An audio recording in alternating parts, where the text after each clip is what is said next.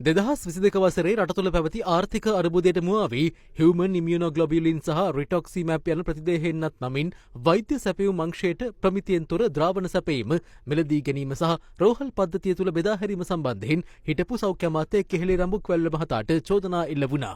දැන් සත්වරූප හැඩ 15කි. කැලින් බේබි පොඩ්ඩක් ඊට දාලව ඔහු ඇතුළු සැකකරුවන් 12 දෙනෙකු රක්ෂිත බන්ධනාගාරගත කර පසුව අප මත මුදා හරිනු ලැබුවා.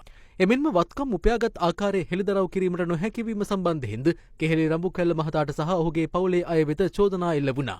ඒ අනුව අල්ලස් කොමිසම සිදු කළ විමර්ශනයකට අදාළව හිටපු අමාත්‍යවරයාගේ පවුලේ සමාජිකයින්ට අයත් රුපියල් මිලියන 97කට අධික වටිනාකමකින් යුත් දේපල තහනම් කරමින් කොළඹ මහාධිකරණය නියෝගයක් නිකුත් කළේ ඉකුත් වසරේ අගෝස්තු මාසදී.